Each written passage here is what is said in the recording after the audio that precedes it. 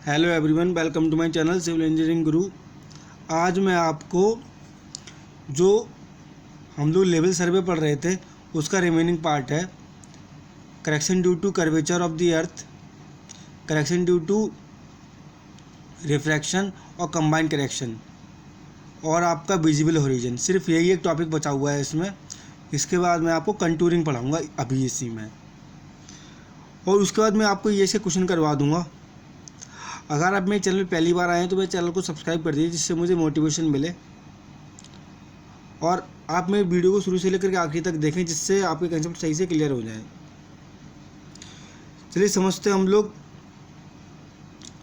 कि correction due to curvature curvature of the earth कैसे आता है।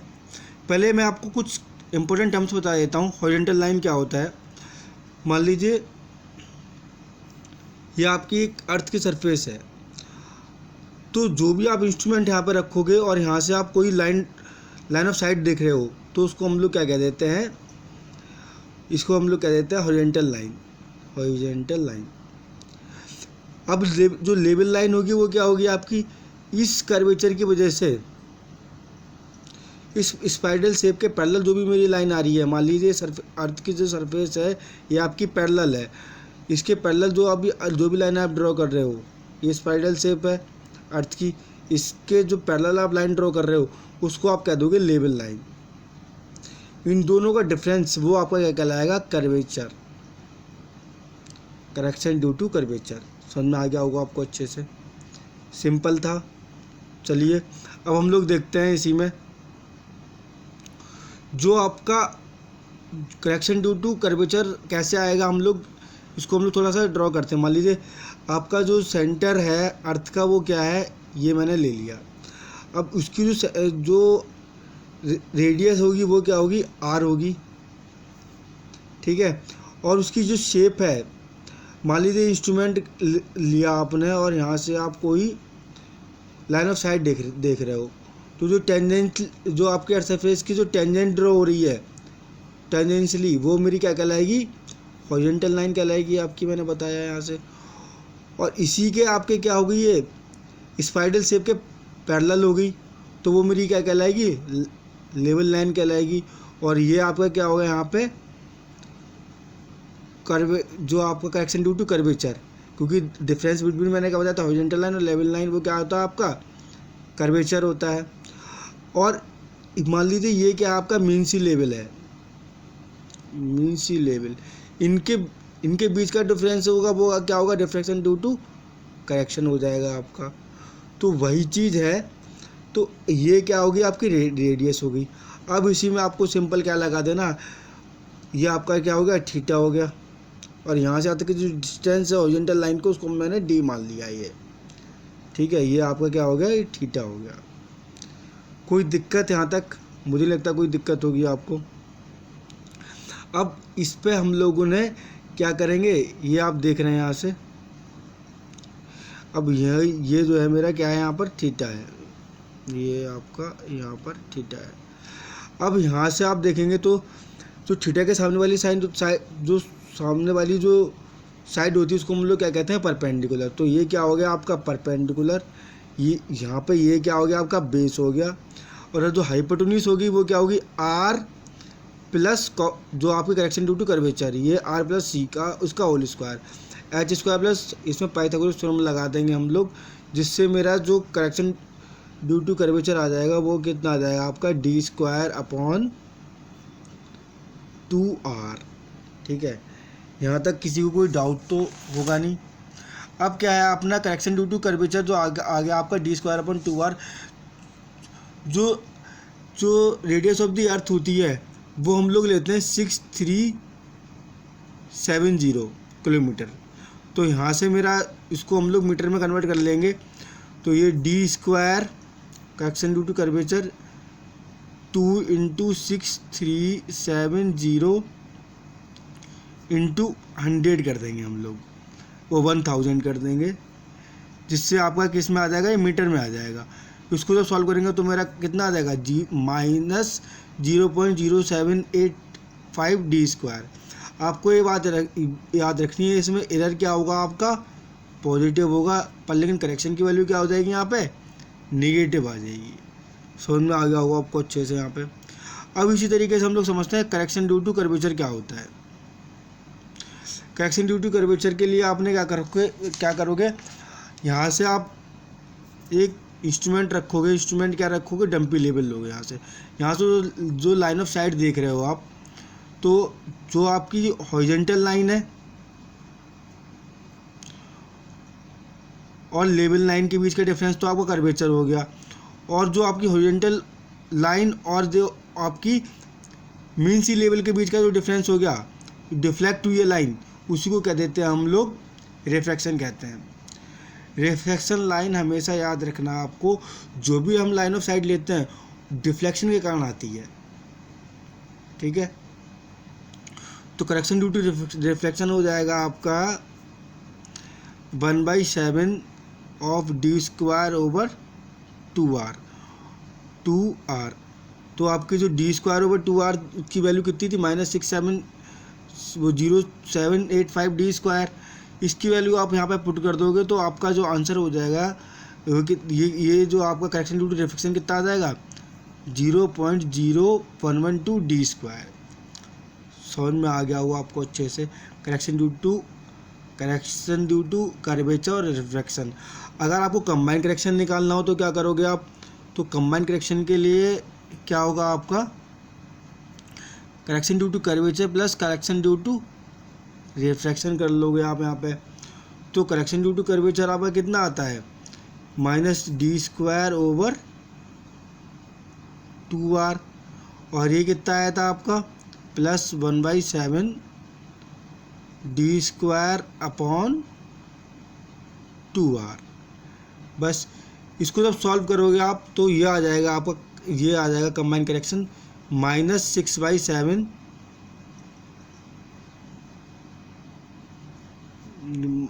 ये 7 है आपका, -6/7 डी स्क्वायर ओवर 2r। ये वैल्यू आपको देखनी है। तो यहाँ पे आपको r की वैल्यू, ठीक है, आपको निकालनी है। सर आपकी r की वैल्यू आपको पता है कि कितनी है, 6370। ये वैल्यू पुट कर दोगे आप तो आपका जो फाइनल वैल्यू निकल के आ जाएगी आपकी, वो आ जाएगी 0.06785 डी स्क्वायर। मैं दोबारा अच्छे से लिखता हूँ आपको, ये आ जाएगी -0.0673 डी स्क्वायर। ये वाली बात आपको याद रखनी है, 673 डी स्क्वायर, ये आपका 0 है, ठीक है। तो आपकी कंबाइंड करेक्शन की वजह से आपकी कितनी वैल्यू आ गई, -0.0673 डी स्क्वायर। अब इसी के बेस पे एक कंसेप्ट मैं आपको बताता हूँ, रेसिप्रोकल लेवलिंग क्या होता था। मैंने रेसिप्रोकल लेवलिंग के लिए आपको बताया था क्या, अगर आप इंडिविजुअल पॉइंट जो भी मेरे पॉन्ड या रिवर की वजह से आप उसको लेवल नहीं कर पा रहे हो, इंस्ट्रूमेंट आपका सेटअप नहीं हो पा रहा है, तो हम लोग रेसिप्रोकल लेवलिंग का यूज़ करते हैं। समझ में आया आपको, मतलब कोई पॉन्ड और रिवर है आपकी, जिसकी वजह से आपका इंस्ट्रूमेंट वहाँ पर सेट नहीं हो पा रहा है, दो इंडिविजुअल पॉइंट, मान लीजिए ये आपकी कोई रिवर है, ये आपकी रिवर है, आप इस साइड खड़े हो, ठीक है, आप इस साइड खड़े हो, आपको यार देखना है यहाँ पे, आपको ये जो पूरा इसको लेवल में लेके आना है। तो यहाँ पे भी क्या हो रहा है आपका, तो यहाँ पे ऊपर खाबड़ जगह है जो आपके, और ये जो है आपके टीले बने हुए हैं, और ये आपका पॉन्ड या फिर रिवर बह रही है आपकी। तो आपको इंडिविजुअल पॉइंट, आपको ये पॉइंट दिख नहीं रहे हैं, तो उस पॉइंट जो पॉइंट दिख नहीं रहा है उसी को हम लोग लेवल में लाने के लिए हम रेसिप्रोकल लेवलिंग का यूज़ करते हैं। मैंने पिछली वीडियो में आपको समझाया था। तो कैसे करते हैं हम लोग उसको, आपने नदी के इस पार इंस्ट्रूमेंट रखोगे आप, एक बार 2 पॉइंट आप कोई भी नदी के एक इस तरफ और एक उस तरफ, दोनों पॉइंट को लेकर के हम लोग उसकी रीडिंग निकाल लेंगे, स्टाफ की रीडिंग। कैसे करेंगे हम लोग, मान लीजिए आपने एक यहाँ पे कोई इंस्ट्रूमेंट रखा उसी इंस्ट्रूमेंट के पास में आपने स्टाफ रखा, उसकी रीडिंग ले ली आपने एच ए, ठीक है। और जो आपका जो दूसरा स्टाफ रखा है वो आपके नदी के उस पार रखा हुआ है, तो उसकी जो रीडिंग है वो आपकी क्या आएगी, तो उसमें मतलब आप इंस्ट्रूमेंट रख रहे हो तो जो लाइन ऑफ साइट होगी वो तो आपकी ये आ जाएगी, पर लेकिन मैं क्या कह रहा हूँ वहाँ पे, जो इंस्ट्रूमेंट में आपका कुछ ना कुछ एरर आएगा, क्योंकि वहाँ पे पॉन्ड है, रिवर है, तो जो एरर आएगा ड्यू टू कर्वेचर और रिफ्लेक्शन की वजह से आएगा। तो एरर मान लो आपका आ रहा है ड्यू टू कर्वेचर, तो वो क्या आ जाएगा, आपका एक्स आ जाएगा, और ड्यू टू रिफ्लेक्शन की वजह से जो आपका एरर आएगा वो क्या आ जाएगा, बाई आ जाएगा। समझ में आया आपको? अब क्या करोगे आप, जो आपको फाइनल रिड्यूस का फाइनल पॉइंट निकालना है, तो फाइनल पॉइंट के लिए आप क्या करोगे, H B plus Y minus X कर दोगे आप। क्यों?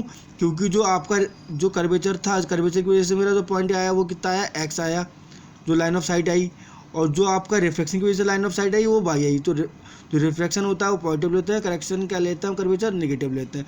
तो पूरा पॉइंट जो यहाँ से यहाँ तक की मेरी जो डिस्टेंस होगी बी तक का जो मेरा रीडिंग हो जाएगी वो मेरी कितनी हो जाएगी, H B plus by minus X हो जाएगी।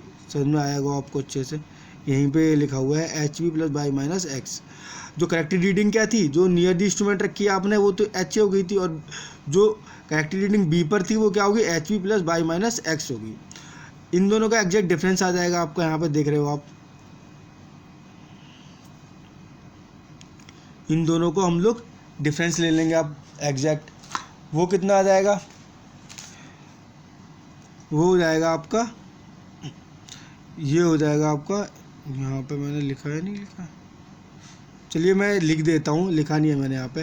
तो एग्जैक्ट डिफरेंस होगा वो आपका आ जाएगा एच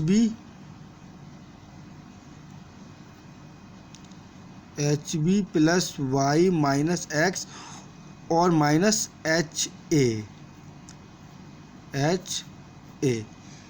ये क्या हो गया, एग्जैक्ट डिफरेंस हो गया आपका, एग्जैक्ट डिफरेंस हो गया आपका level between A and B, level between A and B, ये बात आपको याद रखनी है।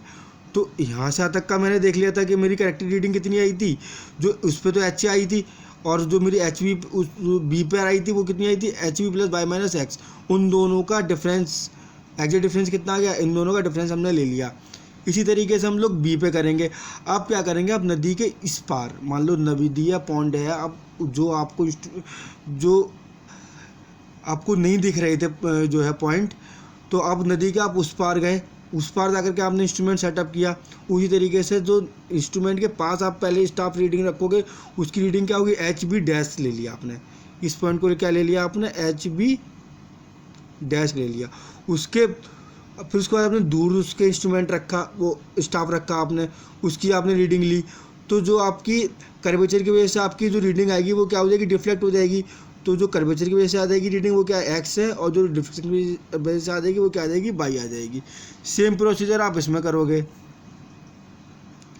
तो ये H B dash minus H, क्योंकि मेरा जो आपका इंस्ट्रूमेंट रखा था ए के पास, तो मेरा क्या था, एच बी डैश था, और जो उसका जो पॉइंट निकाले थे जैसे हम लोग उसमें निकाले थे, तो H A dash plus by minus x करोगे, उन दोनों का डिफरेंस ले लोगे, तो ये जो है उसको काट के हम लोगों का ये फॉर्मूला बन जाएगा एग्जैक्ट डिफरेंस का, H B minus H A plus H B dash minus H A dash upon 2।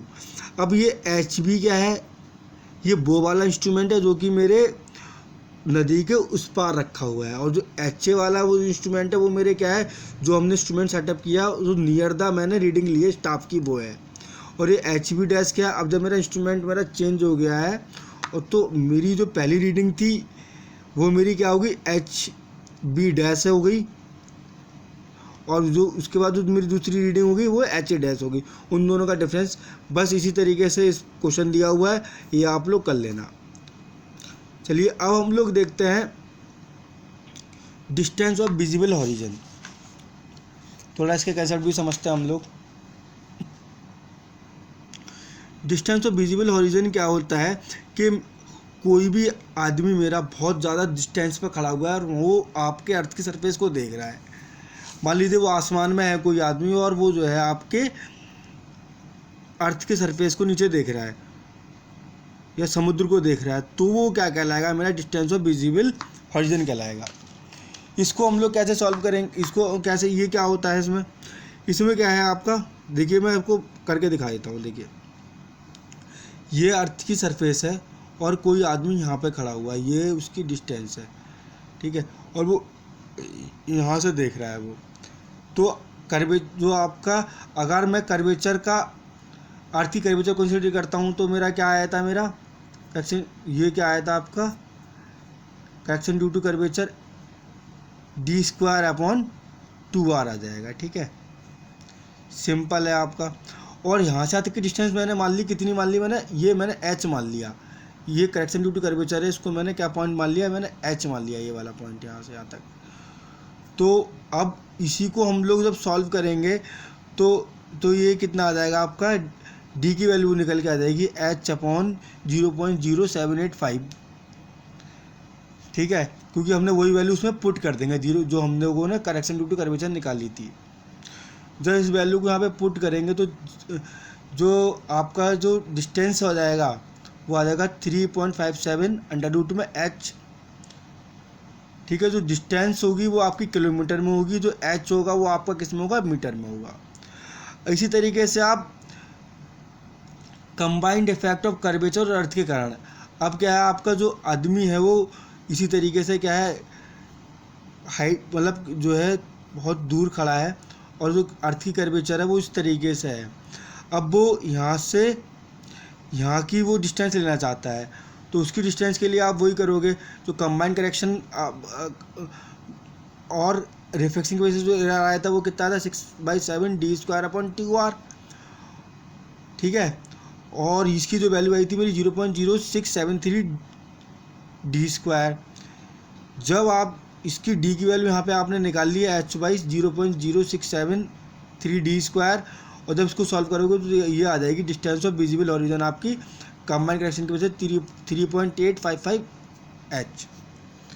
Simple calculation है, कुछ इसमें बहुत ज़्यादा बड़ा लॉजिक लग नहीं रहा है। अब क्या है आपको, मान लीजिए मैं आपको एक क्वेश्चन देता हूँ, उसमें कोई observer deck of the ship खड़ा हुआ है, कोई ऑब्जर्वर आपका डेक ऑफ द, ये आपका शिप है यहाँ पर, ठीक है, और यहाँ पे कोई एक ऑब्जर्वर खड़ा हुआ है, ठीक है, इसको मैंने यहाँ पे ऑब्जर्वर ले लिया। और दूसरा उसमें क्या कह रहा है, वो top of the lighthouse को, top of the lighthouse को देख रहा है जो कि मेरी यहाँ पर है, और उसके बाद वो अबव द सी लेवल। अब वो क्या कर रहा है उसमें, बताओ आपको, find the distance of observer from light house. आपको जो ऑब्जर्वर है, जो लाइट हाउस है, इसके बीच की डिस्टेंस निकालनी है। तो अब आप अगर इसके बीच की डिस्टेंस निकालोगे तो आप कैसे निकाल सकते हो, ये आपका अर्थ का सेंटर है, तो ये क्या हो जाएगी, यहाँ से यहाँ तक की डिस्टेंस हो जाएगी d1 और यहाँ से यहाँ तक की डिस्टेंस हो जाएगी d2, और d1 और d2 को निकालने के लिए हम लोग विजिबल हॉरिजन का फॉर्मूला लगा देंगे। तो मेरा d1 जो है, क्योंकि इसमें क्या आएगा आपका correction due to combined correction curvature और रिफ्लेक्शन दोनों की वजह से आएगा, तो जो आपका डिस्टेंस विजिबल हॉरिजन कितना आ जाएगा यहाँ पे 3.855 √h। और इसी तरीके से यहाँ पे आ जाएगा आपका d2 की वैल्यू, ये जो है आपकी d1 प्लस d2 आप निकाल दोगे 3.855 √ में h1 आ जाएगा प्लस 3.855 √ में h2 आ जाएगा, ठीक है। अब जब इसमें आपको पता है ऑब्जर्वर की जो हाइट है वो भी दे रखी है, और जो आपकी मान लो ऑब्जर्वर की हाइट दे रखी होगी कुछ आपकी 49, और आपकी जो टावर है उसकी हाइट दे रखी होगी, सॉरी जो ऑब्जर्वर की हाइट है उसकी कम दे रखी होगी तो वो आपकी 9 दे रखी होगी, और जो टावर की हाइट दे रखी होगी 49। उन दोनों को सॉल्व कर लेंगे तो आपका आंसर आ जाएगा। इसी तरीके से कोई सा भी क्वेश्चन आ जाए तो आप अच्छे से सॉल्व कर सकते हैं इसको। इसके बाद मैं आपको बताता हूँ, कंटूर को स्टार्ट करने से पहले सेंसिटिविटी ऑफ बबल ट्यूब देख लेते हैं हम लोग। Sensitivity of bubble tube, sensitivity का मतलब क्या है कि कोई भी जो लिक्विड भरा हुआ है जिसकी वजह से मेरा जो बबल है वो डिफ्लेक्ट हो जाता है, अपनी पोजीशन से हट जाता है, तो वही क्या है आपकी सेंसिटिविटी है। मान लो आप कोई जो डंपी लेवल आपने लिया और उसमें आपने जो उससे आप लाइन ऑफ साइट जो है मेजर कर रहे हो, तो जो लाइन ऑफ साइट अगर मेरी S1 है तो वो डिफ्लेक्ट होकर के मेरी, अगर वो जो आपका बबल है वो सेंटर से अलग अलग हो जाएगा तो लाइन ऑफ साइट भी आपकी क्या हो जाएगी, चेंज हो जाएगी। तो वो जो लाइन ऑफ साइट आ जाएगी वो आपकी कितनी आ जाएगी, H2 आ जाएगी। थोड़ा समझना यार, देखो मेरे पास ब्लैंक पेपर नहीं है जिस पे मैं समझा सकूं आपको, तो इसी में आप कोशिश करना समझने की। ये आपका इंस्ट्रूमेंट है, ठीक है। अब सेंसिटिविटी का कारण क्या है, आप जो आपकी जो इंस्ट्रूमेंट है उसकी साइट S1 है और जो डिफ्लेक्ट होकर के वो क्या होगी, H2 होगी। तो यहाँ पे जो एंगल बन जाएगा वो आपका क्या हो जाएगा, थीटा हो जाएगा। अब आपसे पूछा जाए कि सेंसिटिविटी आप इसकी निकालो, तो सेंसिटिविटी निकालने के लिए आपको एक बात बता दूं मैं, तो जो सेंसिटिविटी होती है वो क्या होता है, alpha is equal to theta by N होता है। अब आपको इसमें थीटा पता होना चाहिए, तो जो थीटा होता है वो क्या होता है, स्केल ओवर डिवीज़न लेते हैं हम लोग, scale over distance from the instrument लेते हैं, scale over distance from the instrument, ठीक है।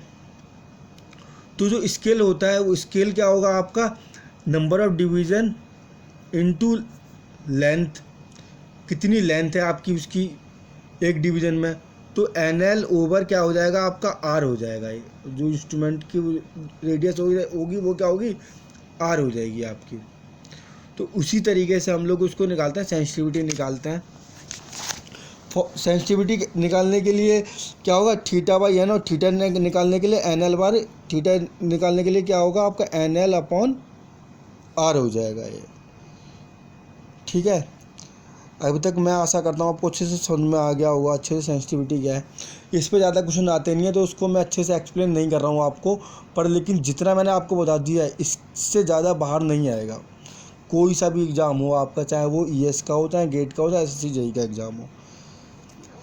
चलिए आप कंटूर समझते हैं हम लोग, बहुत ही इम्पोर्टेंट, जो कि कई एग्ज़ामों में हर बार 2 से 4 क्वेश्चन इसके आते ही आते हैं।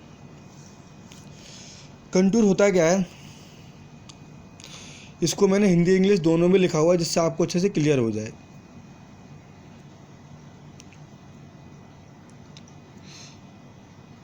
कंटूर लाइन में भी defined as the line of intersection of a level surface with the surface of ground. This means every point on contour line has the same altitude as that of assumed intersecting surface. देखिए contour क्या होता है, जो भी हमारी अर्थ की surface है वो इक्वल एलिवेशन पार्ट में डिवाइड कर देता है।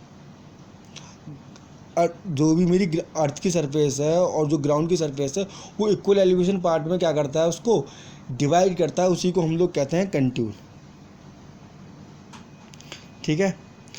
समोच्च रेखा मतलब कंटूर लाइन को जमीन की सतह के साथ एक समतल सतह के चौड़ाई की रेखा के रूप में परिभाषित किया जाता है। ज़मीन की सतह, जो भी आपकी ज़मीन की जो सतह है उसको लेवल करने के लिए हम लोग कंटूर की हेल्प लेते हैं, ठीक है। इसका मतलब यह है कि समोच्च रेखा पर हर बिंदु की ऊंचाई एक समान होगी, जो भी उसकी ऊंचाई होगी वो आपकी कैसी होगी, एक समान होगी। किसमें, जो भी आपकी कंटूर की लाइन है, लेवल, कंटूर का लेवल है, उसमें आपकी उसकी जो ऊंचाई होगी वो क्या होगी, आपकी एक समान होगी। इसको देखो इसको हम लोग और दूसरे तरीके से समझते हैं थोड़ा सा। मान लें कि अवसाद आंशिकी रूप से पानी से भरा हुआ है ना, आपका कोई भी जो डिप्रेशन है वो पानी से भरा हुआ है, या बैली या कुछ भी आप मान ले पॉन्ड जो है वो आपका पानी से भरा हुआ है, अगर उसका रिड्यूस लेवल क्या बताया था मैंने, बेंच मार्क जिससे हम लोग पूरा का पूरा उसका जो इंटरमीडिएट साइड और फोर साइड मेजर करते हैं हम लोग, वो नीचे का लेवल जिससे हमें वो उसको नापना है, 60 मीटर कहा जाता है। इस पानी की तट रेखा 7 मीटर है, उसकी जो बाउंड्री लाइन है वो क्या है आपकी 60 मीटर, इसकी शोर लाइन है। अगर पानी का लेवल बढ़ता है 1 मीटर बढ़ाया जाता है तो क्रमिक किनारे आपके 61, 62 व 63 मीटर जो है आपके हो जाएंगे। तो समझ में आ रहा है? तो आपके जो किनारे होंगे वो भी आपके क्या होंगे, वो भी 61 मीटर, 62 मीटर और 63 मीटर, जिससे क्या उसका जो लेवल होगा वो क्या हो जाएगा, बराबर हो जाएगा कंटूर का। कंटूर वो पॉइंट वो क्या है, इक्वल एलिवेशन में क्या लेके जा रहा है कि अगर वो आपका 1 मीटर से बढ़ता है तो जो उसके किनारे हैं वो भी आपके क्या हो जाएंगे, 61 मीटर, 62 मीटर और 63 मीटर से इक्वल एलिवेशन में डिवाइड होकर के वो लेवल में ला देगा कंटूर। ठीक है, यही चीज़ शो करना मैप पर, इसी को हम लोग कंटूर कहते हैं। अब समझते हम लोग कंटूर इंटरवल क्या होता है। कंटूर इंटरवल वर्टिकल डिस्टेंस होती है बिटवीन टू कंजिक्यूटिव कंटूर। मान लीजिए एक मेरा एक कंटूर ये है, एक कंटूर ये है, ये आपके कंटूर इस तरीके से ड्रॉ कर रहे हो आप, है ना, ये पॉइंट का मान लो कंटूर है, तो उसकी जो वर्टिकल डिफरेंस बन रही है वो उसको मैं कह दूंगा कंटूर इंटरवल। ठीक है, और इसी को हम लोग मैप पर ड्रॉ करते हैं। इसके बाद क्या है, कंटूर इंटरवल क्या होगा आपका 1 मीटर का है, तो मान लीजिए ये आपका क्या है 98 है, ये आपका क्या हो जाएगा 97 हो जाएगा, ये 96 हो जाएगा। एक एक इसका जो है आपका डिफरेंस आ जाएगा क्योंकि इक्वल एलिवेशन में ही डिवाइड कर रहा है। उसके बाद हॉरिजॉन्टल इक्विवेलेंट या हॉरिजॉन्टल डिस्टेंस क्या होती है, horizontal distance between any two adjacent contour is termed as horizontal equivalent. Horizontal equivalent depends upon the slope of the ground. देखिए जो horizontal equivalent होता है, अब जो कंटूर होगा आपका, मान लीजिए इस तरीके से कोई कंटूर बन रहा है किसी का भी, तो जो horizontal distance जो आपकी horizontal distance में आप लेके चल रहे हो तो वही मेरी क्या कहलाएगी, दो कंजिक्यूटिव कंटूर के बीच का horizontal distance, वो आपकी horizontal equivalent कहलाएगी। अच्छे से क्लियर हो रहा होगा आपके। ये जो कंटूर इंटरवल होता है डिपेंड करता है नेचर ऑफ द ग्राउंड के, आपका ग्राउंड का नेचर कैसा है। देखिए हमारी जो कंट्री है इंडिया जो कंट्री है वो कैसी है, प्लेन है, पर लेकिन आपका जो अमेरिका है उसकी जो उसका जो स्लोप है वो कैसा है, आपका स्टीप है। तो उसी पर डिपेंड करता है मेरा कंटूर इंटरवल। मान लीजिए अगर आपका यूनिफॉर्मली और प्लेन लेवल है कंट्री का, तो उसका जो कंटूर इंटरवल होगा वो कैसा होगा, स्मॉल होगा। ये बात आपको याद रखनी है। अगर कोई आपका ब्रोकन या आपकी माउंटेनियस रीजन टाइप का वो कंट्री है तो उसका जो कंटूर इंटरवल होगा वो कैसा होगा, बड़ा होगा, लार्ज होगा। इसके बाद क्या है आपका purpose and extent of the contour. Contour का पर्पस क्या है और इसका फैलाव क्या है। देखिए contour interval is small if area to be surveyed is small. अब कंटूर इंटरवल क्या होगा, छोटा है, मतलब कंटूर इंटरवल अगर कम आ रहा है, मान लीजिए एक है ये जो है 98, 97, 96, अगर उसका इंटरवल अगर कम आ रहा है तो वो जो उसका एरिया होगा वो क्या होगा, छोटा होगा। अगर कंटूर इंटरवल आपका ज़्यादा बड़ा आ रहा है तो उसका मतलब क्या है, वो जो एरिया है वो क्या होगा, लार्ज हो जाएगा आपका। इसी पर डिपेंड करेगा आपका कंटूर का इंटरवल। ग्राउंड पे भी समझ गए आप लोग, और जो आपका पर्पस एक्सटेंड है वो भी समझ गए आप कि एरिया पे कैसे डिपेंड कर रहा है वो। स्केल ऑफ द मैप पे हम लोग देखते हैं जो contour interval should be inverse the ratio of the scale and smaller the scale greater the contour interval. ये बहुत ही इंपॉर्टेंट पॉइंट है, ये पॉइंट आपको याद रखना है।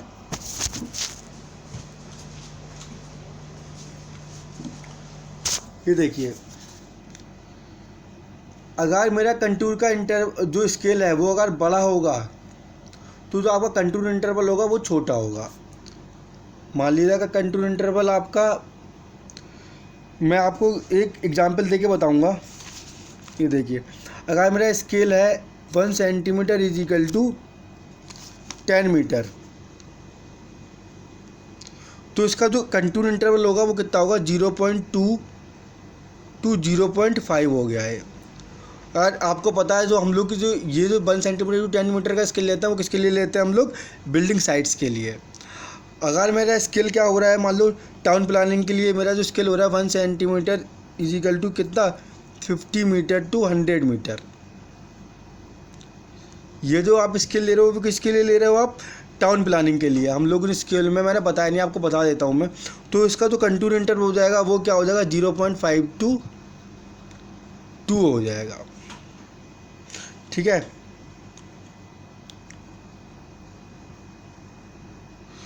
अब अगर आप स्केल ले रहे हो 1 centimetre to 50 metre to 200 metre, तो इसका जो कंटूर इंटरवल हो जाएगा वो 2 टू 3 मीटर हो जाएगा। ठीक है, ये बात आपको याद रखनी है। जितना छोटा स्केल उतना ही आपका इंटरवल क्या हो रहा है, उसका छोटा हो रहा है। ठीक है, जितना ही बड़ा स्केल, इसका इन्वर्स हो रहा है आपका। अगर छोटा स्केल है तो बड़ा कंटूर इंटरवल हो रहा है, बड़ा कंटूर इंटरवल है तो छोटा स्केल हो रहा है। अब इसके बाद हम लोग देखते हैं प्रॉपर्टी ऑफ कंटूर क्या होती है। ये बहुत इंपॉर्टेंट है, एग्जाम में कई बार पूछी जाती है।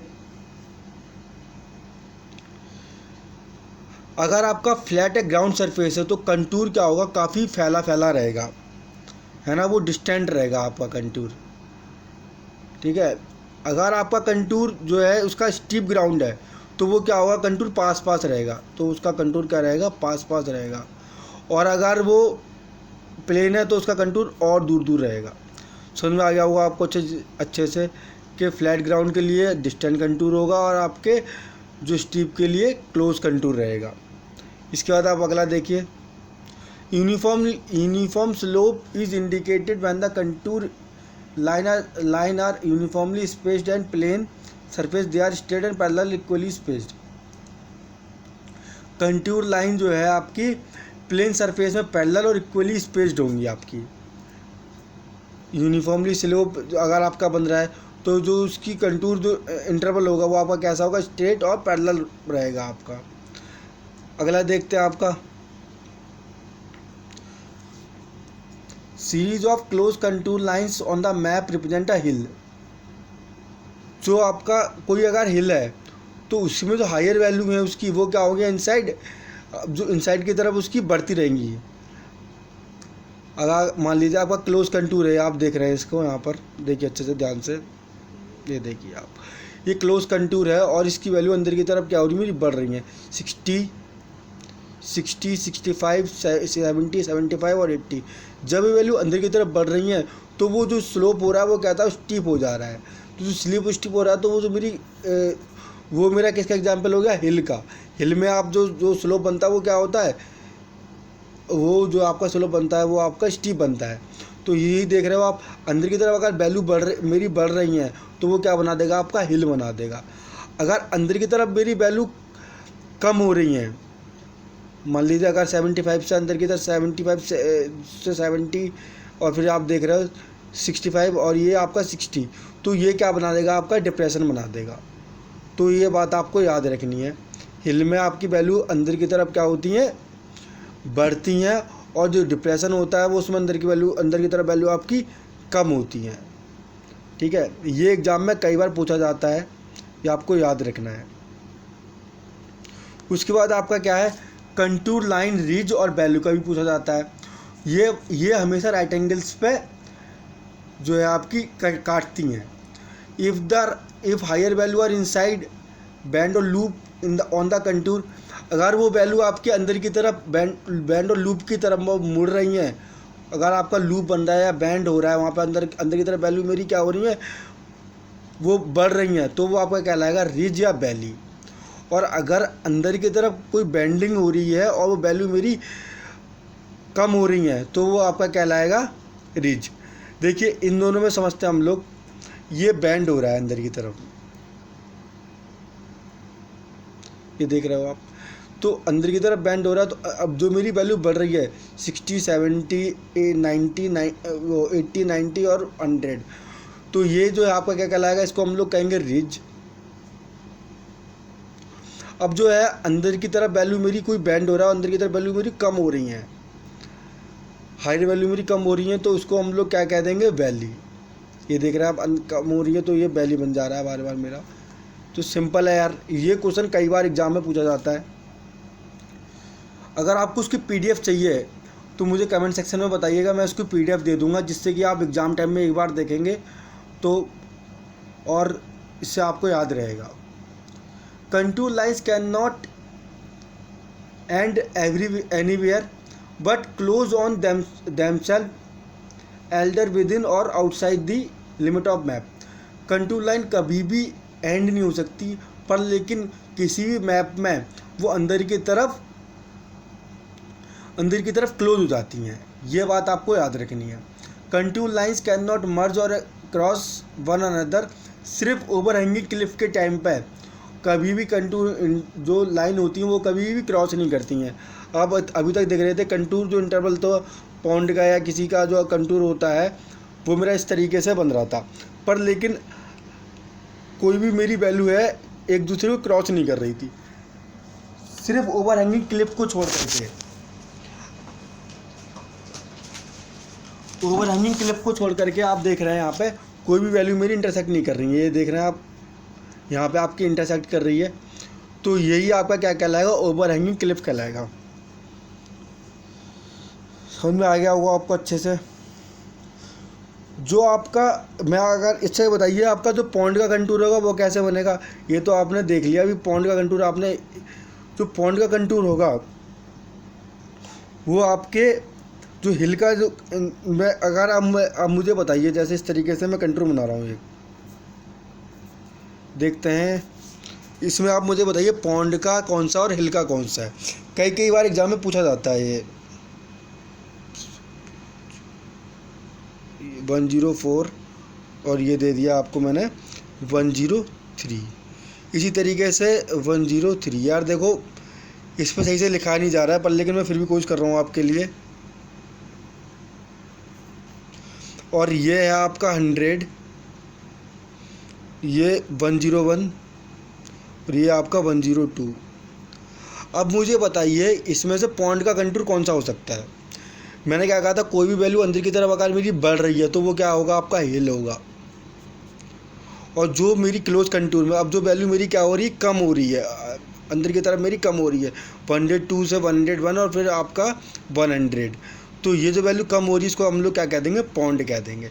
इसका कंटूर कई एग्जाम में कई इंटरव्यूज़ में पूछा गया है, राइट्स का आपका हो या आईएएस का इंटरव्यूज़ हो या आपका गेट वगैरह का एग्ज़ाम हो, हर जगह पूछा ही जाता है ये आपको। ओवरहैंग जो आपका पॉन्ड का कंटूर होता है उसको हम लोग डिप्रेशन का ही कंटूर कहते हैं। जैसे हिल में हम लोग देख रहे थे अंदर की तरफ वैल्यू बढ़ रही थी और डिप्रेशन में वैल्यू मेरी कम हो रही थी, तो पॉन्ड के कंटूर और डिप्रेशन का कंटूर सेम ही होता है। अब हम लोग जब समझते हैं ये वर्टिकल क्लिफ। वर्टिकल क्लिफ में एक बात ध्यान रखेंगे, contour never run into one another accept in the case of vertical Cliff. जो इसमें जो कंटूर होगा वो आपका क्या होगा, एक तो सबसे इम्पोर्टेंट बात याद रखेंगे, इसमें जो कंटूर होगा वो आपका क्या करेगा, कोइंसाइड कर जाएगा आप में। ये क्या होता है, कोइंसाइड कर जाता है। सेवरल कंटूर्स क्या जो होते हैं कोइंसाइड कर जाते हैं, और हॉरिजॉन्टल इसका जो हॉरिजॉन्टल इक्विवेलेंट होता है वो क्या होता है, बिकम जीरो हो जाता है। ये आप देख रहे हैं यहाँ पर हॉरिजॉन्टल जो है इसका वो क्या हो रहा है, जीरो हो जा रहा है।